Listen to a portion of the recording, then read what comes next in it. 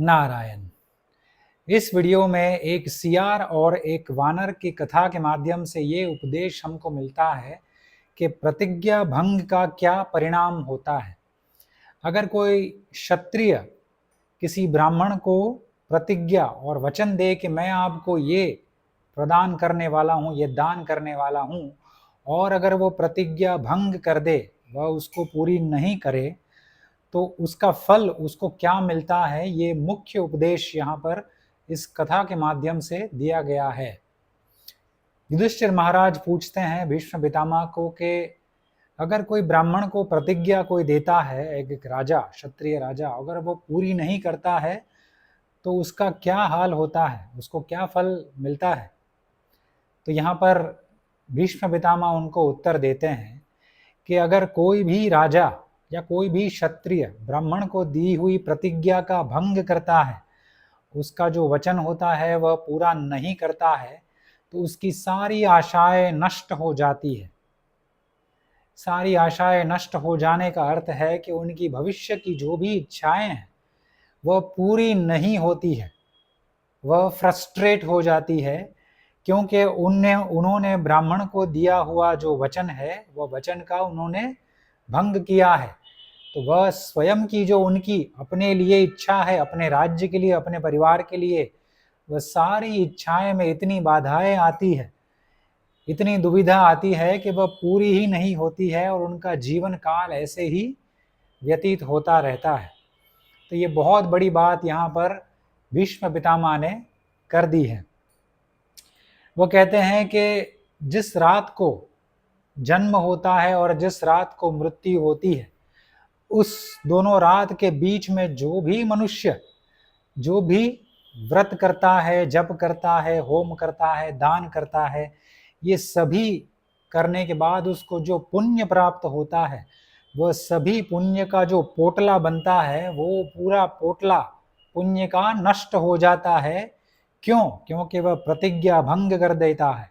एक छोटी सी प्रतिज्ञा अगर ब्राह्मण को दी कि मैं आपको 501 रुपया दूंगा और वो आप नहीं देते हैं, उसके बजाय आप उनको कम पैसे देते हैं, तो ये प्रतिज्ञा भंग हुई और आपके जीवन के सारे कमाए हुए पुण्य जो है वह नष्ट हो जाते हैं। और पुण्य का नष्ट होना यानी कि आपके भविष्य का पुण्य के फल जो मिलने वाले हैं उनका भी नष्ट हो जाना माना जाना चाहिए। अगर आपके पुण्य फलित होने वाले हैं तो आपको भविष्य में सुख सुविधाएं प्रदान की जाएगी। अगर आपके पुण्य जो है वह ही नष्ट हो जाते हैं तो आपका जो भविष्य है, तो भविष्य में जो आपके पुण्य के फल स्वरूप जो आपको सुख मिलने वाला होता है भविष्य में, वो भी नष्ट हो जाता है। तो ये हमको गूढ़ रहस्य यहाँ पर देखना है। तो भीष्म पितामह ये युधिष्ठिर महाराज को कहते हैं कि आपके सारे व्रत, होम और दान नष्ट हो जाते हैं।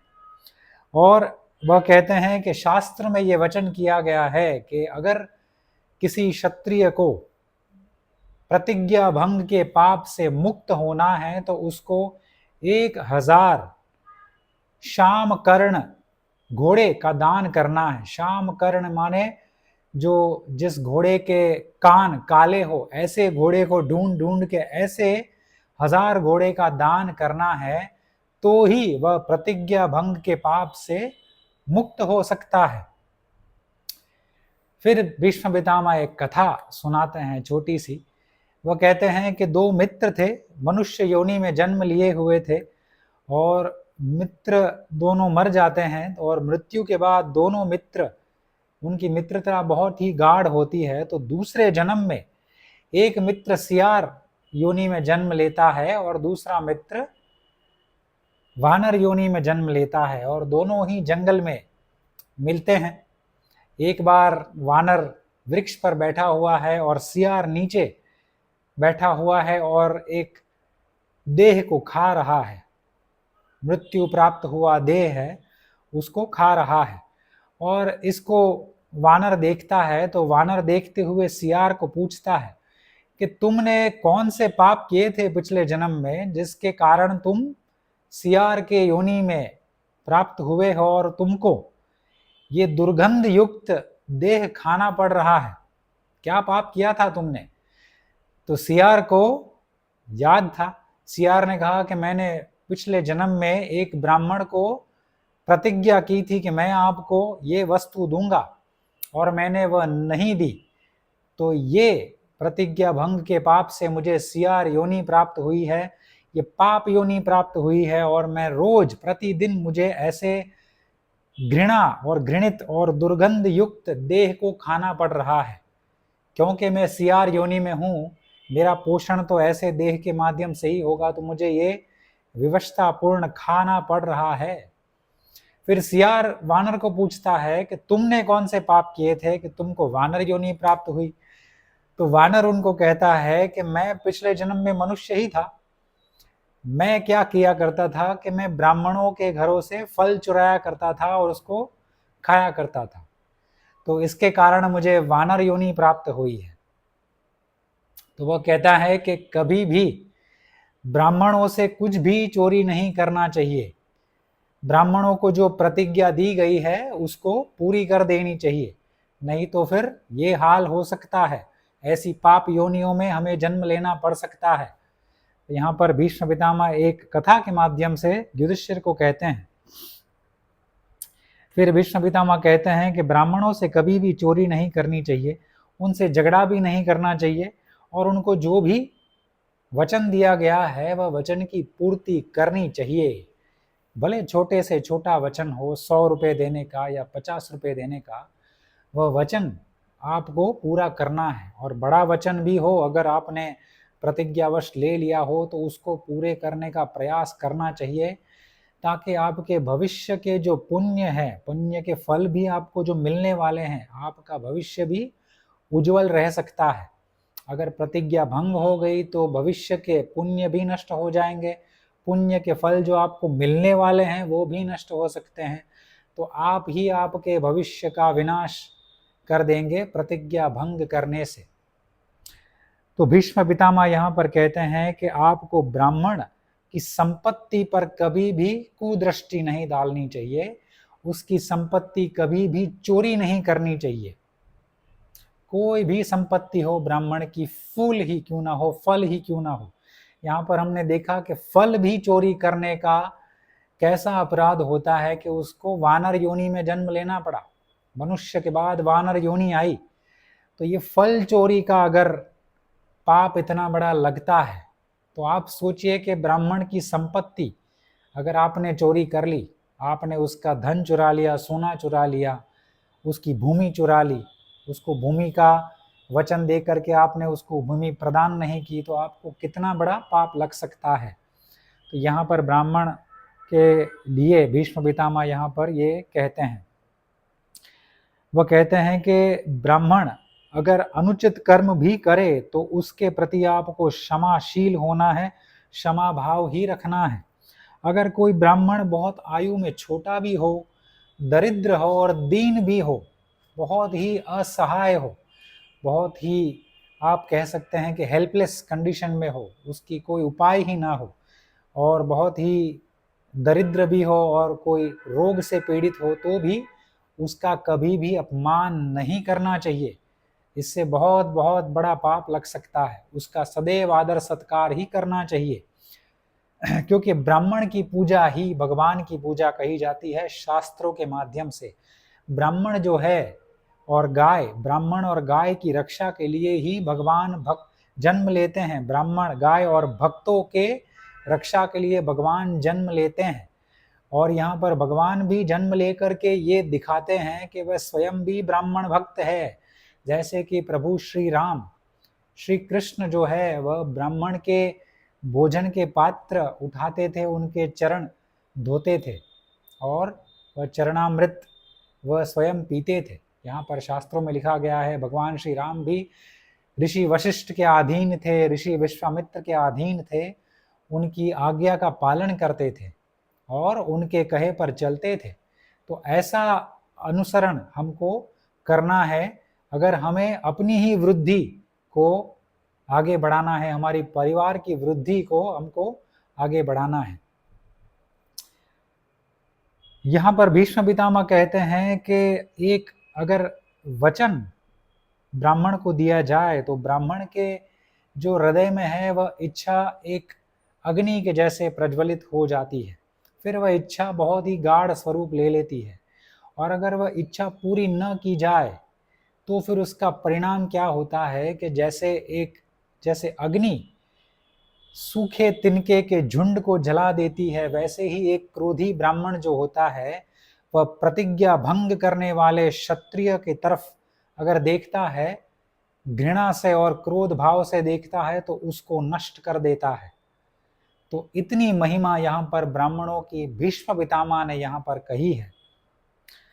और दूसरी ओर वह कहते हैं कि अगर कोई ब्राह्मण संतुष्ट भी हो जाता है, वह उसकी प्रतिज्ञा पूरी कर देता है राजा, तो वह ब्राह्मण संतुष्टि को प्राप्त होता है।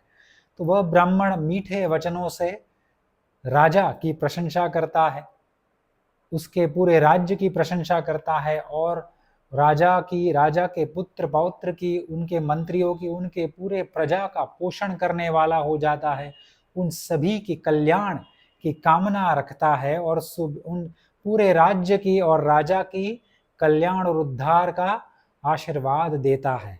और ब्राह्मण के आशीर्वाद से पूरा राज्य भी बहुत ही समृद्ध हो सकता है। एक मात्र ब्राह्मण के आशीर्वाद से इतनी बड़ी महिमा यहाँ पर भीष्म पितामह ने ब्राह्मणों के लिए कही है।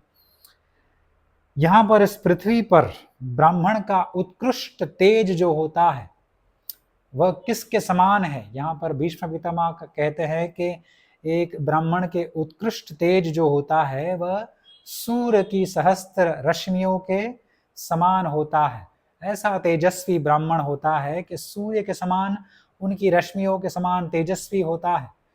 तो कोई भी क्षत्रिय हो और कोई भी मनुष्य हो, कोई भी वर्ण का हो, उसको ब्राह्मण का अनादर नहीं करना है, उसका अपमान नहीं करना है, उसका आदर सत्कार करना है। कोई भी परिस्थिति हो उनसे बैर नहीं करना है और उनकी इच्छा जो है वह पूरी करनी है, उनको अच्छे अच्छे गिफ्ट देने हैं, उनको दान देना है। तो यहाँ पर दान की भी महिमा भीष्म पितामह कहते हैं कि जिसको ऊपर के वर्णों में जन्म लेना है या ऊपर के लोकों में जाना है या भगवान के अधिक समीप जाना है, तो ऐसे मनुष्य को ब्राह्मण की इच्छाओं को पूर्ण करना है, ब्राह्मण को सुंदर गिफ्ट देने हैं, सुंदर दान देना है, उनकी इच्छाओं को पूरी करना है। जो भी ब्राह्मण की इच्छाओं को पूरी करता है, ब्राह्मण को दान देता है, तो वह अपने लिए उत्कृष्ट स्वर्ग लोक में भी स्थान प्राप्त कर लेता है और परमानेंटली वहां पर ही रह सकता है। तो ऐसी विधा यहाँ पर शास्त्र के माध्यम से भीष्म पितामह हमको कहते हैं कि कौन ऊपर के लोकों में और स्वर्ग लोक में भी पूर्ण रूप से स्थायी हो सकता है कि उनको फिर नीचे आने की आवश्यकता ही ना पड़े। ऐसी उपलब्धि प्राप्त हो सकती है ब्राह्मण को दान देने से। स्वर्ग को जाने के लिए दान बहुत ही महान पुण्य कर्म कहा गया है। यहाँ पर भीष्म पितामह कहते हैं कि दान बहुत बड़ा पुण्य कर्म है और अगर उचित ब्राह्मण को, श्रेष्ठ ब्राह्मण को अगर दान दिया जाए तो वैसा क्षत्रिय जो होता है दान देने वाला, वह स्वर्ग लोक को प्राप्त करता है। जो भी मनुष्य ब्राह्मण को दान देता है तो उस मनुष्य पर देवता और पितृ बहुत ही प्रसन्न होते हैं। इसीलिए ऐसे मनुष्य को और सभी मनुष्य को, बुद्धिमान मनुष्य को, ब्राह्मणों को दान देते रहना चाहिए। ब्राह्मण जो है यहाँ पर भीष्म पितामह कहते हैं कि पवित्र तीर्थ के समान है।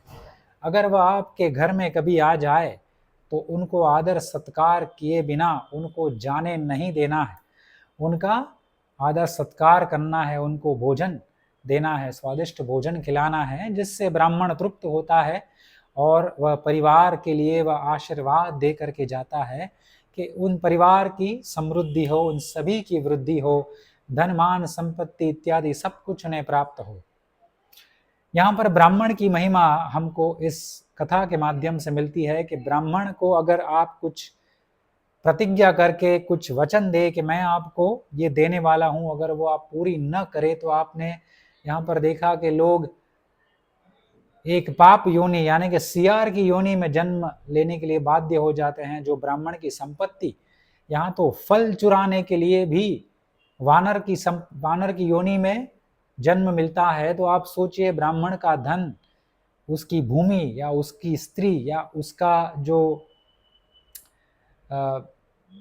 उसके मूल, उसके गहने जो होते हैं, जो धन राशि होती है, गहने होते हैं, वह चुराने का पाप क्या हो सकता है। तो आप सोच समझ सकते हैं।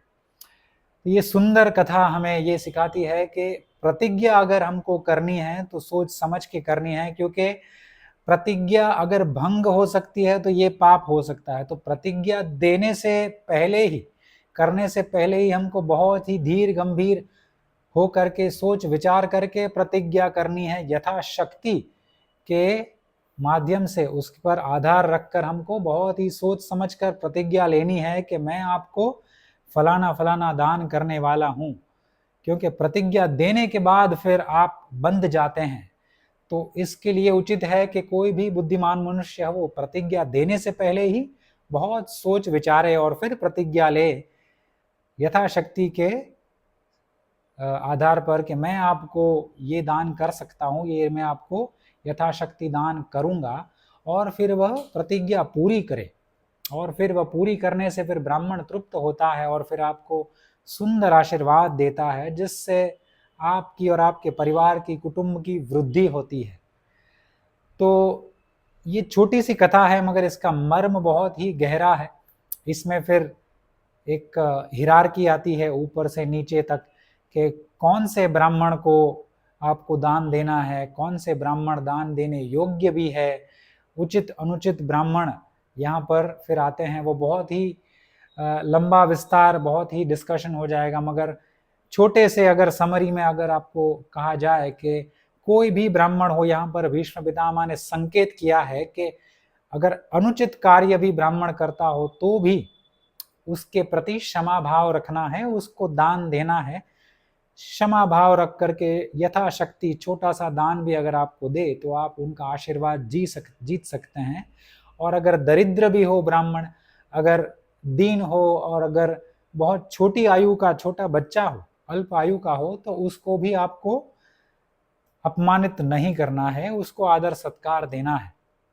तो यहाँ पर ब्राह्मण की महिमा भीष्म पितामह ने कही है, और भगवान भी यहाँ पर आकर के ब्राह्मणों की पूजा ही करते हैं। यहाँ पर श्री राम भगवान देखते हैं, श्री कृष्ण भगवान हम देखते हैं, उन्होंने जन्म लेकर के जो जो कृत्य किए हैं, जो जो कर्म किए हैं ब्राह्मण के प्रति, वो हमको शास्त्र के माध्यम से ये सिद्ध कराते हैं, ये हमको ज्ञात कराते हैं कि ब्राह्मण कुल में जन्म लेने की क्या महिमा होती है, और ब्राह्मण कुल में जन्म लेने के बाद ब्राह्मण का दायित्व क्या होता है, और ब्राह्मण कैसे समाज का दर्पण बन के रह सकता है, उसको रहना है, और उसको कैसे अपने अंदर ही भीतर तेज को बढ़ाना है। व्रत, उपवास और तप के माध्यम से, ज्ञान प्राप्त करने के माध्यम से उसको अपने भीतर के तप को बढ़ाना है, और उसको सूर्य के भांति ऐसे ही तेजस्वी ब्राह्मण का रूप धारण करना है, और वो विप्र बनना है, श्रोत्रिय बनना है। ऐसा ही ब्राह्मण श्रेष्ठ हो जाता है और पूजनीय बन जाता है, और ऐसा ब्राह्मण में ऐसी शक्ति आ जाती है कि वह जो बोले वो भी हो सकता है, ऐसी वाक सिद्धि वह प्राप्त कर सकता है कि उनके वचन भी कभी विफल नहीं जाते हैं। इसीलिए तो कोई भी ब्राह्मण आप देखते हैं ऋषि हमारी कथाओं में, कि जो भी शाप देते हैं वह फलित होता है, वरदान देते हैं वह फलित हो ही जाता है, वह कभी भी अफलित नहीं रहता है। देवताओं को भी ब्राह्मणों की आज्ञा का पालन करना पड़ता है। तो ऐसी महिमा ब्राह्मणों की है। तो ब्राह्मणों का कभी अनादर न कीजिए, हो सके तो उसका आदर सत्कार अवश्य कीजिए, और यथाशक्ति आप उनको दान देते रहिए, जिससे आपकी, आपके परिवार की वृद्धि हो, समृद्धि हो, और उनका आशीर्वाद आप पर सदैव बनता रहे। ऐसे ही वीडियोस अगर आपको पसंद है तो आप मेरी चैनल को सब्सक्राइब कर सकते हैं।